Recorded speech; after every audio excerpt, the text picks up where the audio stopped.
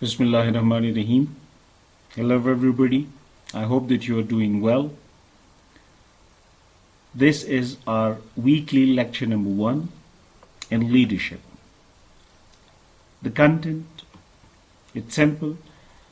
We need to have an introduction, definition, an exploration of what leadership means. Then we need to go through the etymology of the word leadership, the literal meaning that it has, semantic and analog terms from some other modern languages. If we just begin with splicing the leadership word, so we find that it is comprised of two parts, a stem and a suffix. Leader is the root or the stem, and ship is the suffix.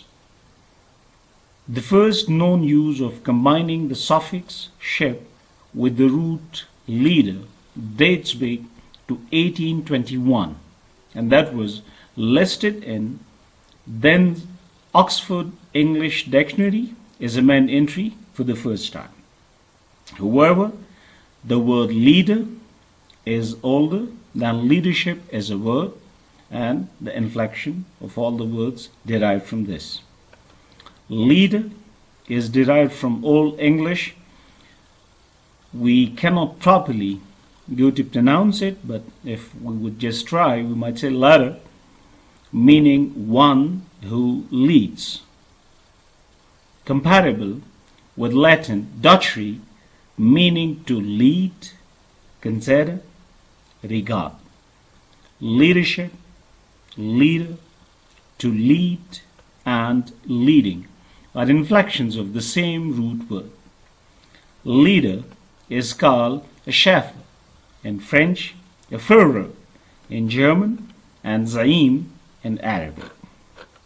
Now, who is a leader and what is leadership?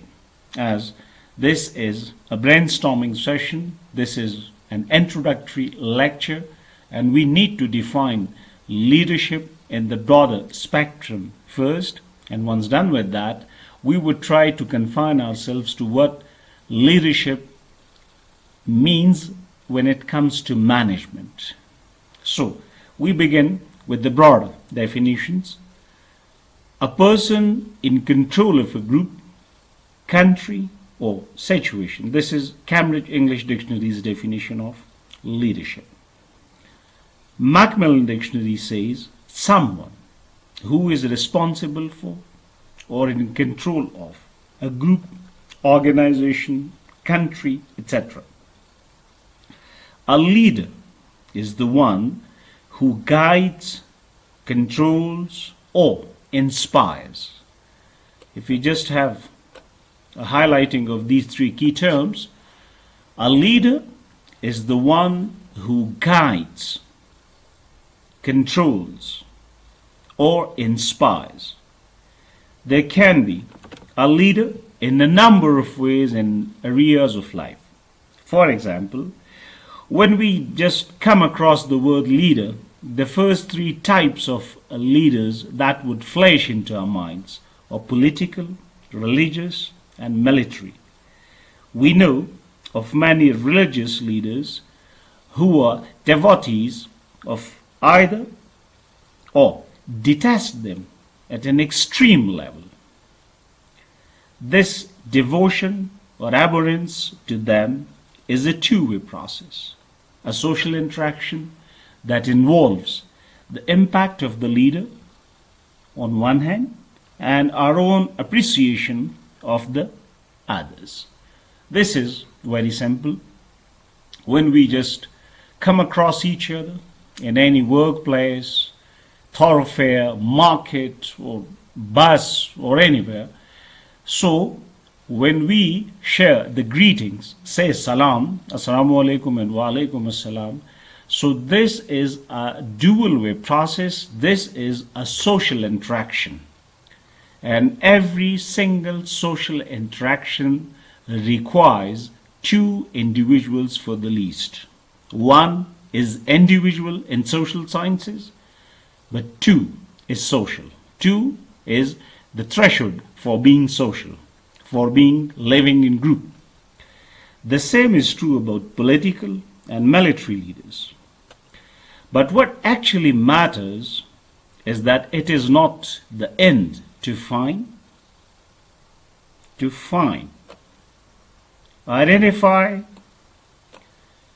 reckon, and appreciate a leader. To be a leader is something broader than the aforementioned 3 spheres or domains only. I mean, we just can't have leaders in political, religious, and military spheres or domains. We have leaders all around, and we have to go through the various banding. Leadership involves the process of leading a group of people through a set of conditions for a particular period of time, definite or indefinite, and in the pursuit of certain objectives. Now, defining a few terms is really challenging. It's a hard nut to crack. For example, if it comes to social sciences, and if you ask someone, what is culture? What is society? Or what are the various bands of material and immaterial culture? So, or what is socialization process at the micro or macro level? So, these are the heated debates where we can have a number of encompassing spheres, and intellectual acumen is at work, is at high work, in fact. Similarly, when it comes to management sciences, there is always a heated debate that management versus leadership, or leaders managers, or managers leaders, or what's the difference, what's the line of demarcation. So, we would just look straight into the matter and say, no matter what perspective we are going to incorporate, what definition you are going to take for granted, it still remains the same, that when we are going to define leadership, there needs to be a certain analytics. Leadership involves the process of leading a group of people through a set of conditions for a particular period of time, definite or indefinite, and in the pursuit of certain objectives. Now, this is a generalization of leadership at every level, of every type, through every style. A leader can be somebody who leads in a public or private sector entity, corporate or not-for-profit, civil or military, social or political, maybe both. Leadership is complex and involves 3 diversifying aspects at least. People through a set of conditions for a particular period of time, definite or indefinite, and in the pursuit of certain objectives. A leader can be somebody who leads in a public or private sector entity, corporate or not-for-profit, civil or military, social or political, maybe both. Leadership is complex and involves 3 diversifying aspects at least.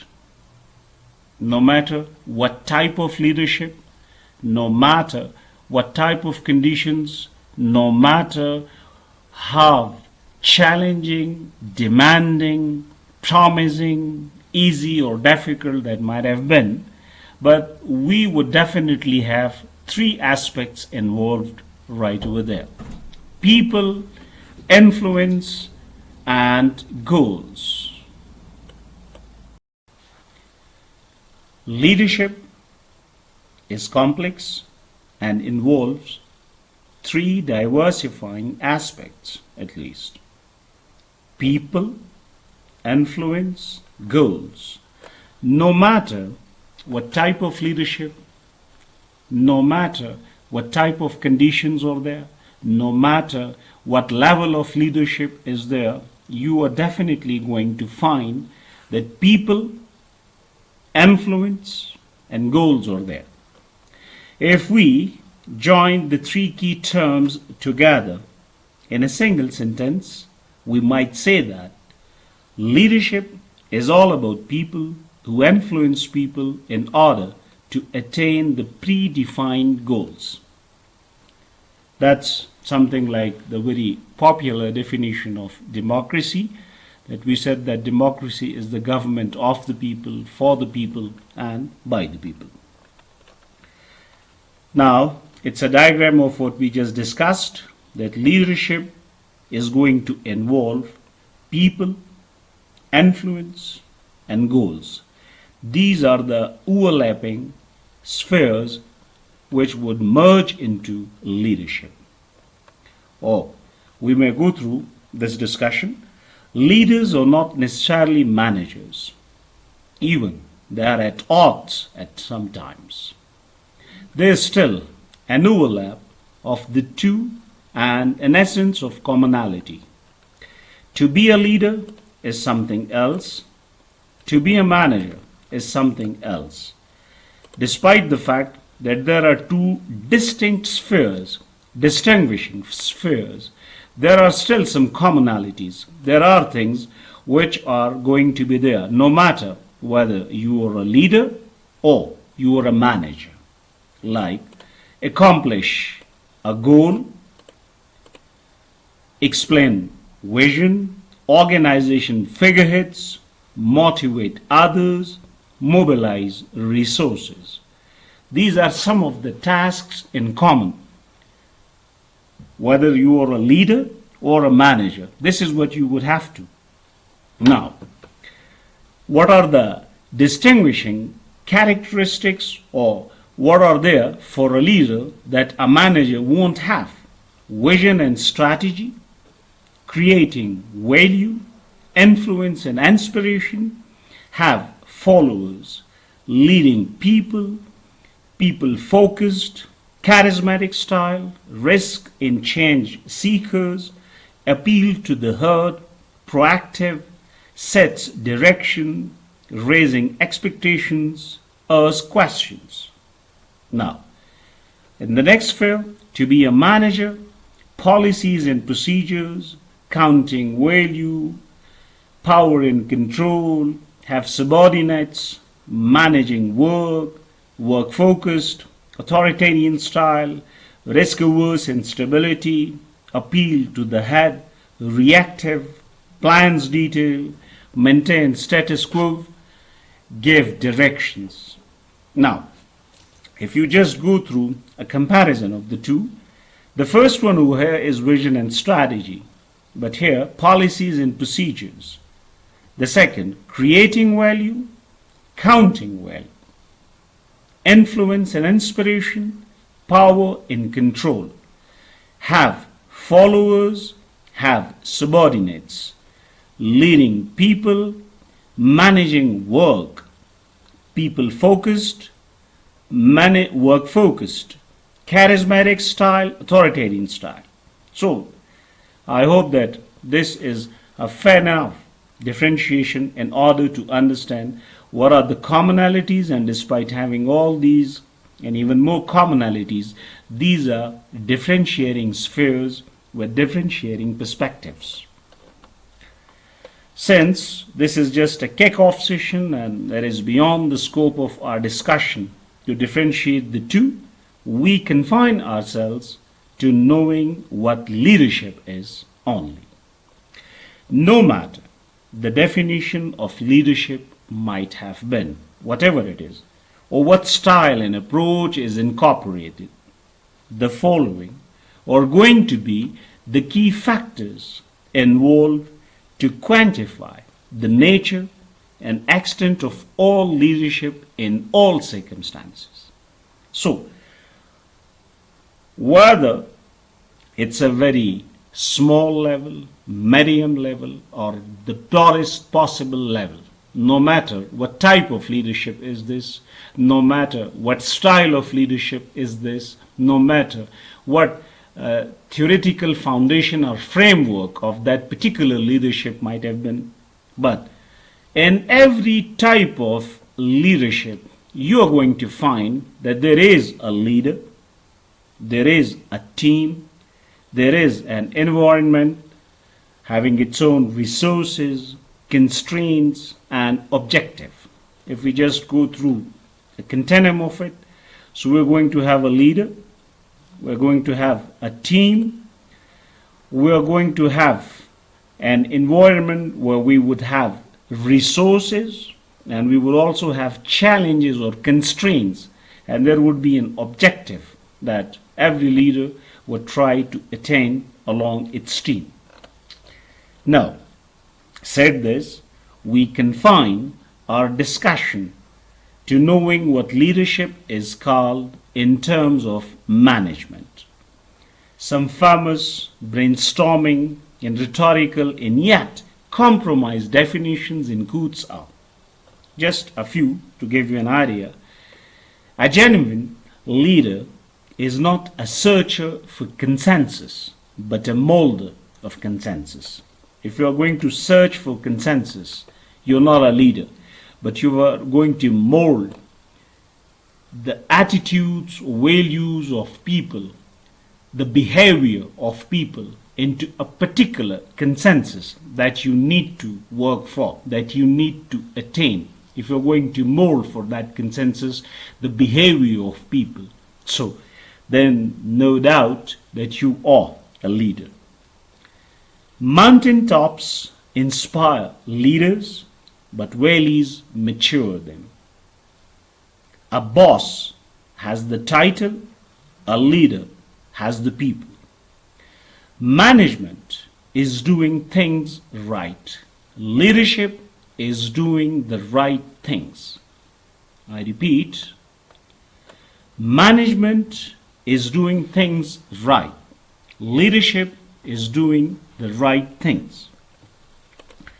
The next one is the challenge of leadership is to be strong but not rude, be kind but not weak, be bold but not bully, be thoughtful but not lazy, be humble but not timid, be proud but not arrogant, have humor but without folly.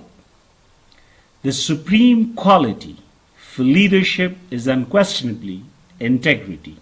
Without it, no real success is possible, no matter whether it is on a section game, a football field, in an army, or in an office. The spheres hardly matter. In fact, they do not matter at all, and every leadership in its essence stands to be the same. Ultimately, leadership is not about glorious crowning acts.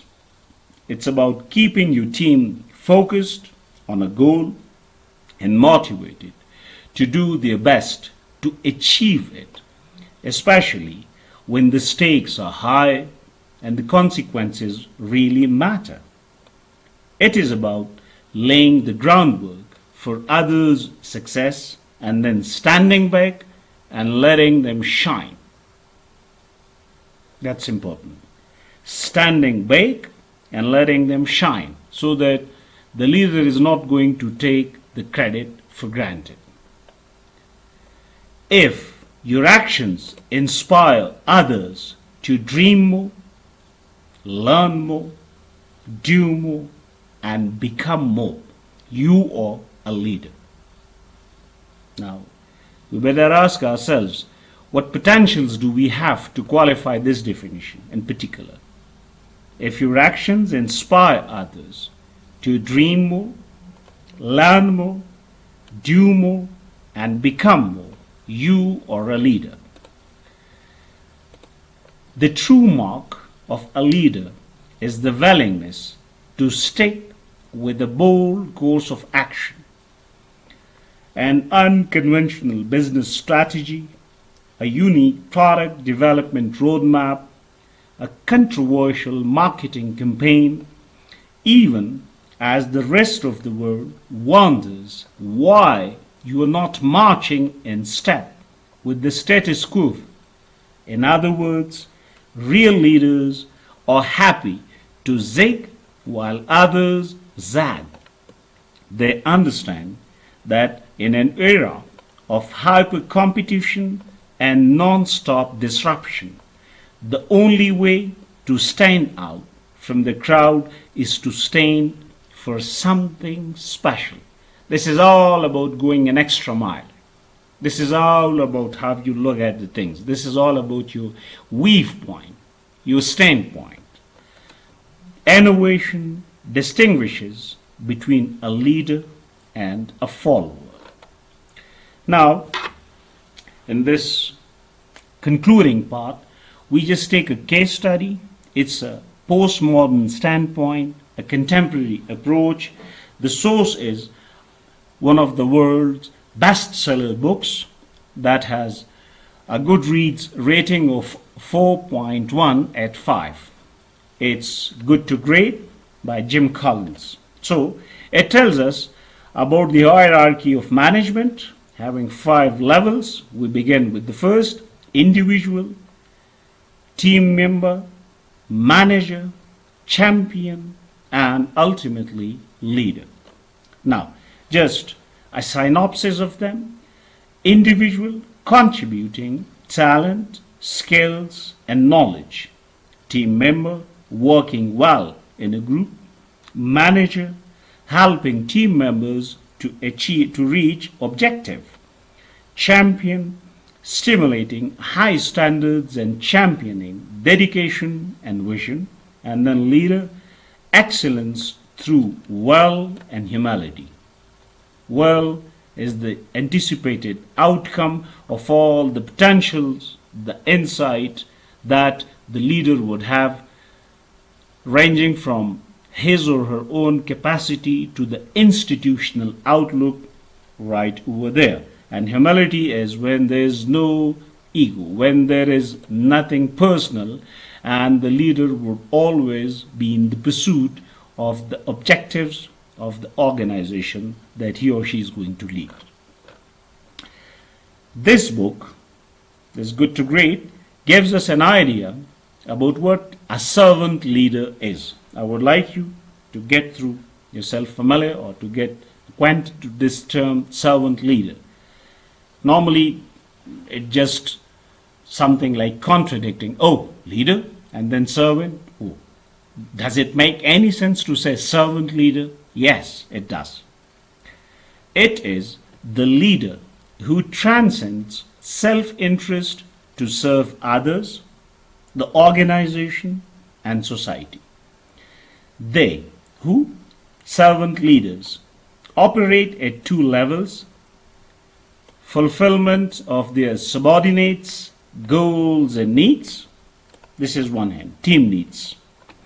And realization of the mission of organization on the other. So, a servant leader is going to take care of the team needs on one hand, while organization mission on the other. The nature and extent of a leader's class, quality, is quantified, is measured, in that half coherent and intact can the 2 of the aforementioned levels are kept at par. I mean, if the leader is going to take care of the team needs, but organization mission is compromised, that's not good leadership. Going the other way around, if organization mission is going to kept intact, but team needs are compromised, that still is not a good leadership at all. But if both are at par, both are safeguarded, so then that's fine. That's good to go with. A conclusive definition of what we studied and tried to learn: leadership is a process of influence, on a group in a particular situation at a given point of time and in a specific set of circumstances that stimulates people to strive willingly to attain organizational objectives and satisfaction with the type of leadership provided. Leadership is a process of influence on a group of people in a particular situation at a given point of time and in a specific set of circumstances where we would have our own constraints and resources that stimulates people to strive, to work hard, willingly, to attain organizational objectives and satisfaction with the type of leadership provided. Leadership styles, so we have autocratic, democratic, transformational, transactional, and then laissez-faire. These are some of the books that I would like to recommend. This is the suggested reading, and it's only book that has been recommended by your course policy or course outlines. Leadership, theory, application, and skill development. And then we have this good to great. I'll go for two more. Developing the leader within you. And this one, the 1 minute manager. Stay home, stay safe, and have a nice time.